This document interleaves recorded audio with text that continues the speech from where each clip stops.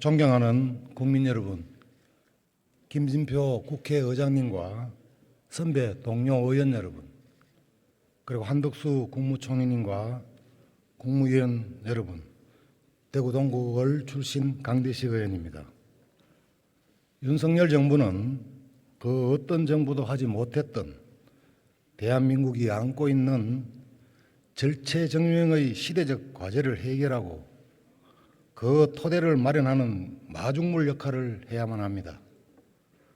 지방소멸 위기를 극복하고 수도권과 지방이 더불어 잘 사는 나라, 결혼과 출산이 부담이 아닌 축복이 되는 나라, 노후에도 소득 없이 잘 살 수 있는 나라, 경제위기 극복과 성장 엔진을 되살리는 나라, 미래를 위한 혁신적인 도전을 적극 장려하는 나라, 이런 것들이 가능했을 때 대한민국은 새롭게 비상할 것입니다. 국무총리님 나와주십시오.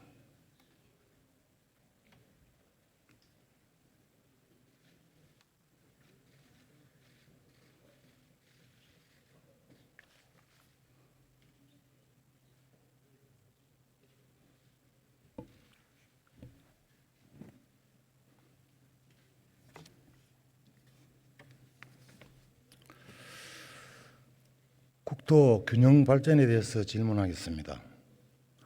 우리나라 국민 중 절반 이상이 수도권에 거주하고 지역 내 총생산도 수도권이 과반 이상을 차지하고 있습니다. 표를 참조해 주시고요. 국토 균형 발전은 절박한 시대 과제입니다. 총리님, 윤석열 정부의 국토 균형 발전에 대한 철학과 목표는 무엇입니까? 윤석열 정부의 국토 균형 발전에 대한 우선순위는 아주 높습니다. 지역 경제 활성화를 통해서 또 일자리 창출, 교육, 문화, 의료, 주택 이러한 정책들과 통합적으로 추진함으로써 대한민국 어디서나 살기 좋은 그러한 지방시대 구현을 위해서 노력하고 있습니다. 그러한 것이 윤석열 정부의 비전입니다. 예, 헌법에도 명시된 국토 균형 발전은 과거 정부에도 수차례 추진했지만은 인구라든지 산업이라든지 그 집중은 오히려 더 심화되고 있는 그런 실정입니다. 그 원인은 무엇이라고 생각하십니까? 국토 균형 발전은 어느 한두 개의 정책으로서는 성공할 수 없다고 저희는 인식하고 있습니다. 따라서 일자리 창출의 문제, 교육의 문제, 또 주택의 문제, 의료의 문제, 문화의 문제, 또 이러한 것들이 같이 어우러져야 국토 균형 발전이 진정으로 효과를 얻을 수 있다 이렇게 생각합니다. 지금까지는 기업의 유치라든지 이런 쪽에만 조금 그 노력이 집중됨으로써 충분한 인력의 양성이라든지 공급 같은 것들이 균형을 잘 맞추지 못했다 이렇게 저희는 판단하고 있습니다. 2021년 인구 감소 지역으로 지정된 89개 시군구 중 약 한 96%인 85곳이 전부 다 비수도권입니다. 국토의 불균형과 지방 소멸을 막기 위한 윤석열 정부의 핵심 정책은 무엇이고 과거 정부와의 차이점이 있다면 무엇입니까? 지금까지의 그 균형 발전은 여러 가지 요소들을 담아서 추진을 했습니다만 주로 그 중심이 된 것은 좀 더 하드웨어적인 이런 쪽의 균형 발전 정책이었다. 저희는 그렇게 생각을 하고 있고요. 새로운 정부는 이러한 하드웨어적인 균형 발전 정책과 더불어서 중앙 정부의 권한을 과감하게 좀 지방에 이양하는 것과 같은 이런 소프트웨어적인 인재 양성이라든지 이런 소프트웨어적인 정책을 여기에 대폭 종합해서 종합적으로 추진을 해야 된다. 저희는 그렇게 생각을 하고 있습니다. 그래서 5개 분야에 57개 과제를 담은 중앙권한 지방 이양 추진 계획을 지난 2월 달에 발표를 했고요. 이러한 중앙권한 지방 이양 추진 계획은 앞으로도 강력하게 계속 추진을 할 그런 계획으로 있습니다. 균형 발전을 실현하기 위해서는 과거 경험상 실효성이 없는 정책들은 처리하거나 전면 재검토가 필요하다고 봅니다. 윤석열 정부가 끝날 때 국가 균형 발전을 제대로 이룩한 정부로 기억될 수 있도록 최선을 다해 주시기를 바라겠습니다. 네, 그렇게 하겠습니다. 균형 발전과 일맥상통하지만은 저출산 문제에 대해서 간단히 질문드리겠습니다. 화면에서 보시는 통계청 자료는 우리나라 저출산의 심각성을 한눈에 알 수 있습니다. 혹 총리님께서 대한민국은 집단 자살 사회와 같다는 말을 들어보신 적이 계십니까? 네, 외국의 국제금융기구의 총재가 그러한 언급을 했던 것으로 알고 있습니다. 예, 맞습니다. 대한민국에서 저출산은 미래의 잠재적 위협이 아닌 오늘날 직면한 국가적 재앙이라고 생각되는데 동의하십니까? OECD에서도 이런 그 인구를 집중적으로 연구하는 전문가들이 봤을 때 대한민국의 인구 구조와 향후의 전망은 정말 전 세계 어디서도 볼 수 없는 그러한 아주 구조를 보이고 있다라고 얘기를 하면서 이 인구 구조의 심각성에 대해서 경고를 하고 있습니다. 지난 15년 동안 약 한 280조 원이라는 천문학적 재정을 투입했지만은 이 투입이 무색하게 문제의 해결은 오히려 악화되고 있습니다. 대통령께서도 저출산 정책 실패 원인을 파악할 필요가 있다라고 말씀을 하셨습니다. 저출산 정책의 실패의 원인은 무엇입니까? 상당히 종합적인 정책이 같이 추진이 되어야 됩니다만 그러한 종합성이 다소 미흡하지 않았었나 이런 생각을 하고 있고요. 거기에 따라서 많은 그러한 그 재정과 그 재원이 투입이 됐습니다만 실질적인 좀 효과를 더 좀 낼 수 있는 그런 쪽에 재원의 투입이 좀 집중이 되어야 된다 이렇게 생각을 하고 있습니다. 그래서 저희가 그 저출산 정책을 하면서 그러한 그 기존 정책들에 대한 검토도 같이 저희가 추진을 하고 있다는 말씀을 드립니다. 다양한 이유가 있겠지만 그것도 하나의 이유 중에 이유가 될 수 있겠습니다. 지난달 28일 정부는 저출산 정책을 발표를 했는데 윤석열 정부의 저출산 정책과 과거 어떤 정부와의 뚜렷한 차이가 있다면 그 차이점은 뭡니까? 저출산 대책에 대한 본격적인 추진에 대통령께서 시동을 거신 것이라고 저희는 인식하고 있습니다. 새로운 저출산 대책은 기존 추진되었던 저출산 대책에 대한 평가와 함께 가장 효율적인 그러한 효율성을 가진 정책을 좀 집중적으로 추진을 해야 된다고 생각을 합니다.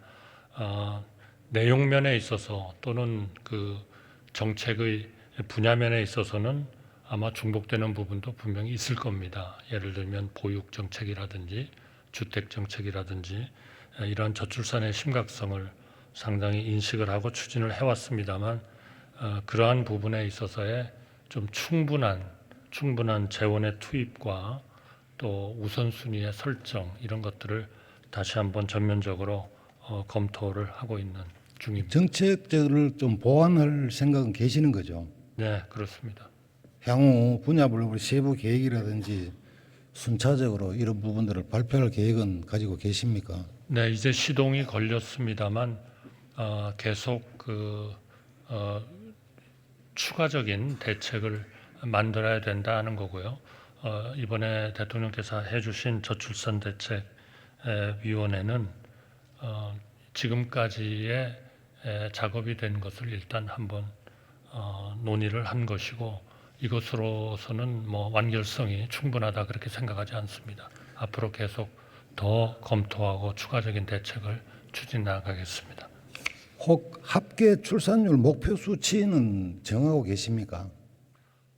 그 수치를 정확하게 정한다는 것은 상당히 어려운 문제라고 생각을 합니다. 그러나 현재의 저출산 출산율은 세계에서도 거의 가장 낮은 수준이기 때문에 이러한 추세를 반전하기 위한 노력을 지속적으로 강하게 해야 된다고 생각을 합니다. 범정부적으로 이 추세 반전을 위해서 노력을 하겠습니다. 뭐 목표 수치를 제시하지 않는 것도 실패 원인 중의 하나라고 봅니다. 향후 목표 수치도 좀 채워쳐서 향후라도 발표해 주시기를 부탁을 드리고요. 흔히들 경제는 먹고 사는 문제고 안보는 죽고 사는 문제라고 합니다. 저출산 문제가 지속되면 생산 연령 인구라든지 국방을 책임질 병력 자원이 점점 줄어드는 것은 기정사실일 것입니다. 다시 말해서 국민이 있어야 국가가 존립하는 거죠. 윤석열 정부에서는 더 이상 과거에 좀 실패를 답습하지 마시고 출산율 반등의 원년을 삼으시기를 간곡히 당부드리겠습니다. 연금 개혁에 대해서 간단히 묻겠습니다. 현 정부는 연금 개혁을 3대 개혁 과제로 선정해서 강력하게 추진을 하고 있지만은 국회 차원의 연금 개혁은 사실상 동력을 좀 상실했다고 봅니다. 이제 공은 정부로 옮아갔는데요. 지금까지 연금 개혁을 보면 모수 개혁을 통해서 지속 가능성만 이렇게 좀 연장을 시켜왔더랬습니다. 모수 개혁이 근본적인 개혁이 될 수 없다는 것은 이번 5차 연금 개혁 국민연금 재정 추계 결과에서 확인된 바가 있습니다. 총리님, 혹 10월에 국회에 우리 제출할 국민연금 운영 계획에 정부의 어떤 구체적인 연금 개혁 방안을 담아 제출할 수 있습니까? 정부는 일단 재정 추계를 지금 완료를 하고 개혁 방안을 논의 중입니다. 국민의 여론을 수렴을 해서 국민의 안을 함께 만들어 나가도록 하겠습니다. 10월까지 국회에 저희가 제출을 하게 되어 있습니다만 가능하다면 좀 구조적인 그러한 대책도 같이 좀 담아서 제출을 하는 것이 좋지 않을까 그렇게 생각을 하고 있습니다. 무거운 책임감을 가지고 좀 연금 개혁에 대한 방안을 철저히 준비해 주시기를 바라겠습니다. 네, 그렇게 하겠습니다. 지난해 연금 개혁은 역대 최대 규모의 손실을 기록했습니다.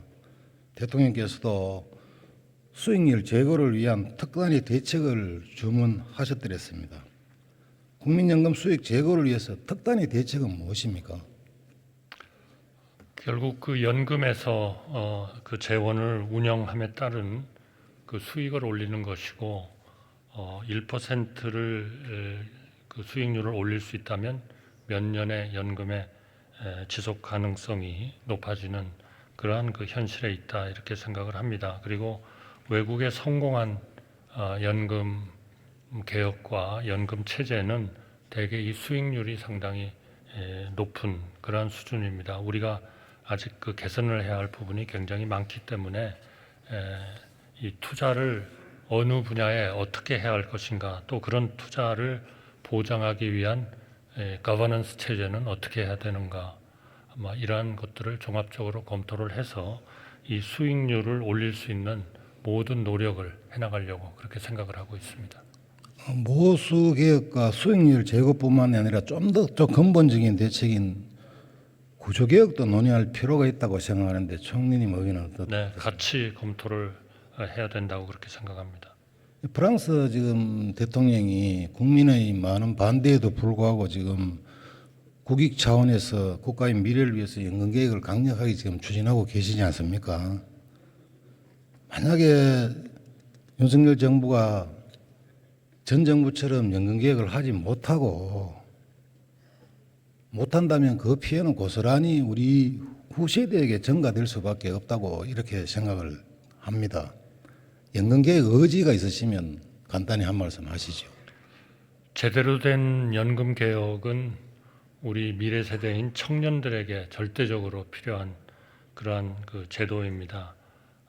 그리고 이 연금의 합리적인 개혁은 저출산의 문제에도 굉장히 영향을 미친다고 저희는 판단하고 있습니다. 결국 국민들이 행복한 이런 생활을 하고 좀 더 안정적인 생활을 하지 않으면 이 인구 문제, 저출산의 문제도 해결되지 않으리라고 생각을 합니다. 그래서 이러한 그 연금 제도의 필요성과 시급성에 대해서 정부도 충분히 인식을 하고 추진해 나가겠습니다. 그러나 이 연금은 워낙 이해 당사자들도 많고 하기 때문에 국회, 국민, 언론, 또 시민단체 모두의 적극적인 좀 협력이 필요한 분야입니다. 최대한 저희 연금 개혁 과정에서도 이런 투명성을 확보해 가면서 투명성의 확보를 통해서 많은 이해 당사자들이 사안을 정확하게 인식하고 옳은 방향으로의 개혁을 지지할 수 있도록 그렇게 해나가도록 하겠습니다. 예, 차기 정치적인 일정으로 인해서 국회 차원의 논의는 아마 지연될 수도 있다고 봅니다. 그러나 정부는 지금과 같은 좀 강력한 의지로 연금 개혁에 대한 만반의 준비를 해주시기를 바랍니다. 네, 그렇게 해나가겠습니다. 특히 우리 국회 여야 모두의 아주 그 합리적인 그러한 충고와 또 협력을 바람하지 않습니다. 수고하셨습니다. 감사합니다. 추경호 부총리 겸 경제개혁 장관님께 질문드리겠습니다.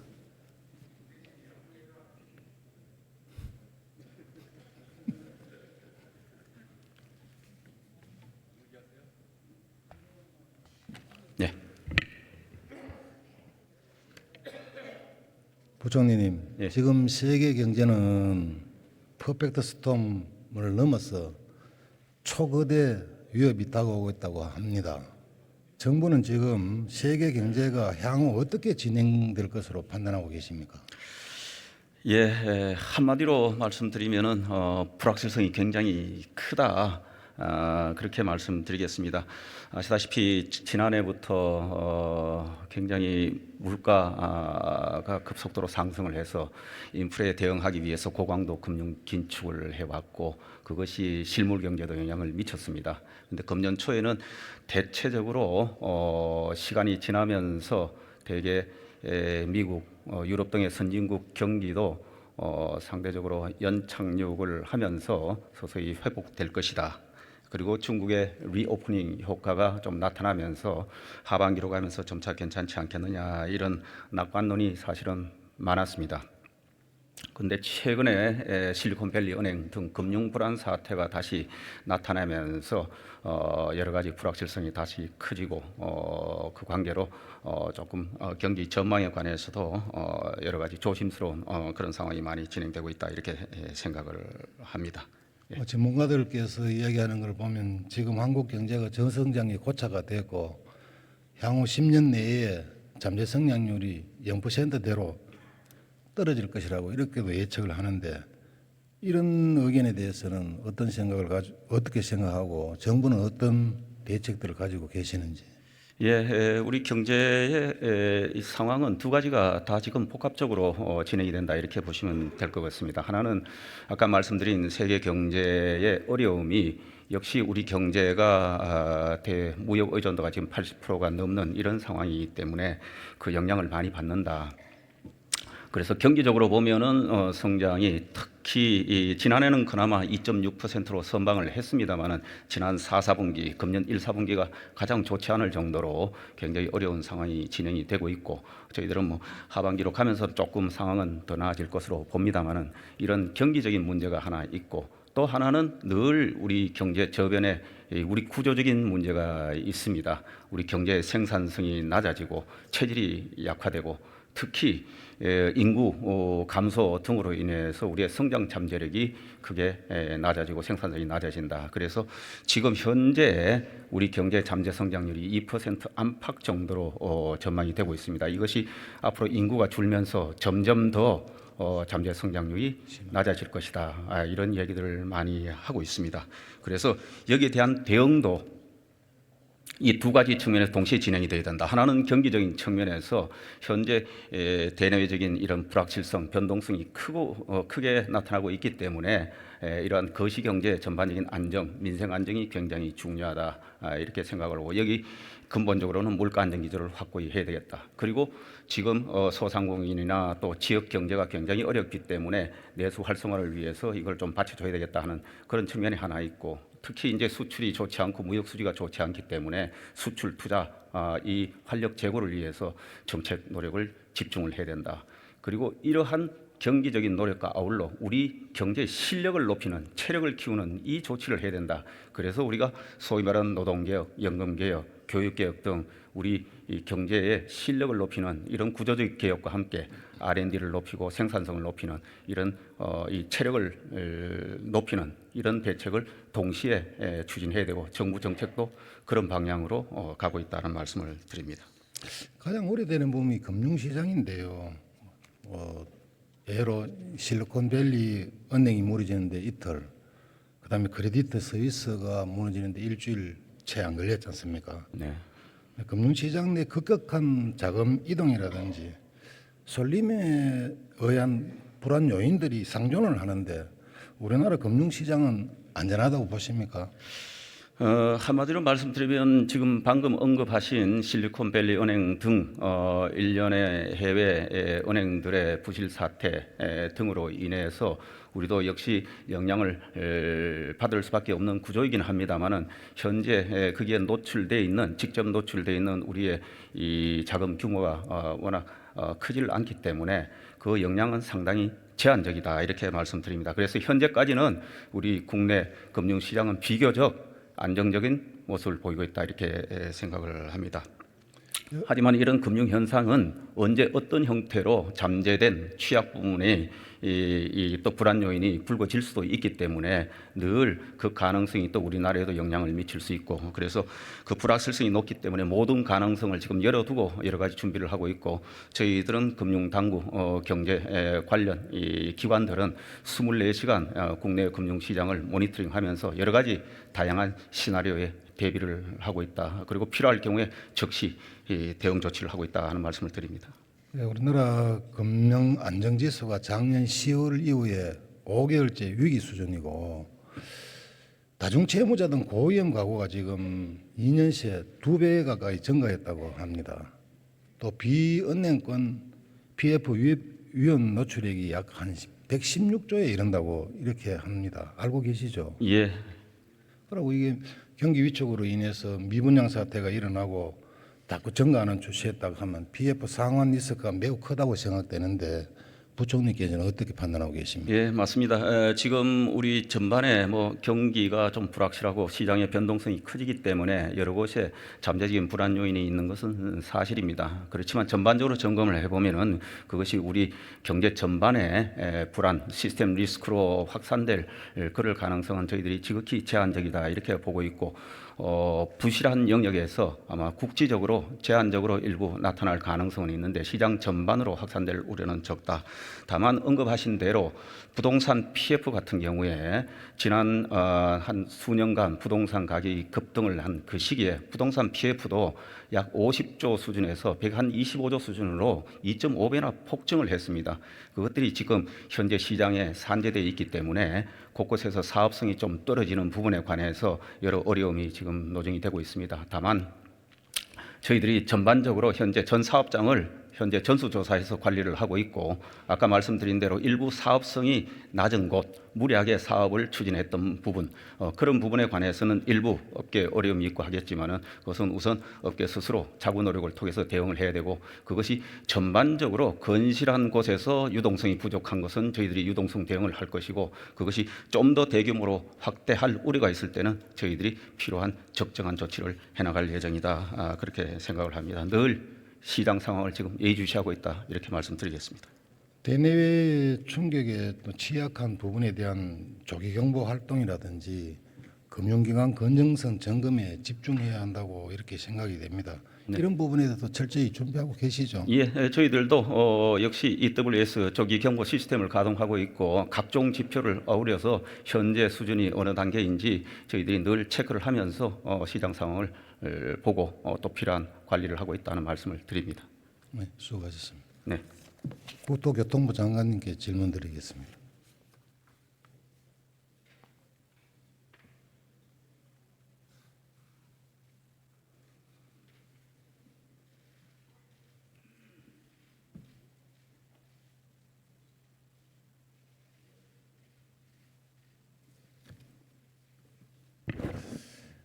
예, 지난 2월에 관계부처 합동으로 신성장 4.0 전략 추진 계획을 발표를 해드렸습니다. 거기에 보면 이 전략의 15대 프로젝트 중 첫 번째에 미래형 모빌리티 있는 우리 UAM이 포함되어 있습니다.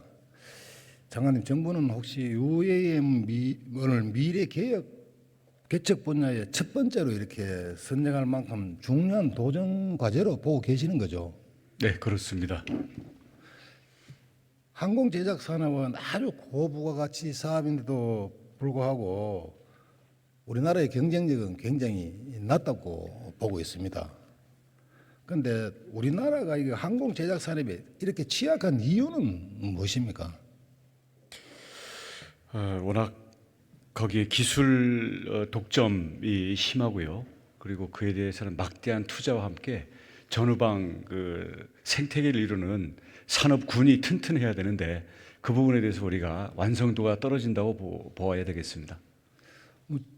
정부의 R&D 투자는 올해 30조 원을 돌파를 했는데 항공 기술 경쟁력 강화를 위한 투자는 매우 저조합니다. 거기에 동의하시죠? 네. 그렇다면 모건 스탠리가 2040년도에 글로벌 UAM 시장 규모를 1조 달러라고 이렇게 전망할 정도로 아주 큰 시장이 열리고 있습니다. 초인류 국가로 우리가 도약을 하기 위해서는 미래 분야에 과감한 투자를 해야 된다고 보는데 이 미래 항공 세계 표준화에 선도적으로 우리가 참여하기 위해서는 이 분야에 대한 R&D 투자가 획기적으로 증대돼야 된다고 이렇게 보는데 장관님 생각은 어떻습니까? 예. 현재는 미국 같은 경우가 앞서 있긴 합니다만은 완전히 새로운 분야이기 때문에 저희가 기존의 항공 산업에서는 조금 처지고 있습니다만 잠재력은 크다고 봅니다. 기체를 만드는 거라든지 아니면 관제나 통신 제어, 그다음 자율 주행 내지는 자율 조종 이런 부분 또는 버티포트 이런 부분에서 현재 한 7개 정도의 컨소시엄을 만들어서 한국의 그랜드 챌린지 프로젝트로 한 5-6개 경쟁국들과 함께 앞서거니 뒤서거니 진행이 되고 있습니다. 아무래도 표준은 미국이 주도하고 있기 때문에 현재 기체 제작도 미국의 투자를 해서 하고 있는데요. 뒤처지지 않도록 특히 말씀하시는 R&D 분야에서 정부가 마중물 역할을 할 수 있도록 그리고 테스트 베드를 제공하는데 저희들이 적극적으로 역할을 하겠습니다. 우리나라도 유리한 부분이 있지 않습니까? 네. 전기라든지 통신이라든지 정보라든지 첨단 기술력을 우리가 보유하기 있기 때문에 이 부분에서는 충분한 경쟁력이 저는 있다고 봅니다. 네, 그렇습니다. 예, 장관님, 대한민국이 세계 UAM 시장을 선도를 하고 항공 기술력 강화를 위해서는 협의부처인 과기부와 힘을 합쳐야 된다고 저는 생각을 하고 있습니다. 맞습니까? 네, 그렇습니다. 예, 최선을 다해 주시기를 부탁드리겠습니다. 수고하셨습니다.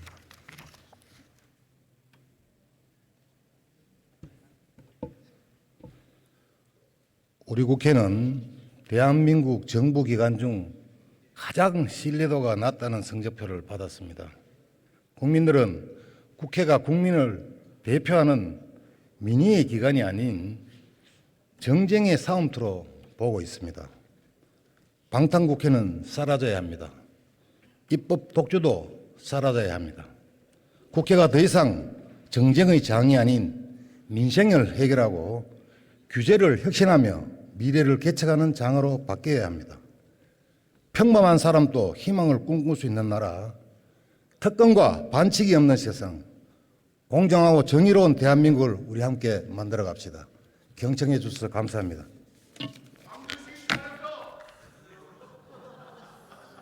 강대식 의원 수고하셨습니다.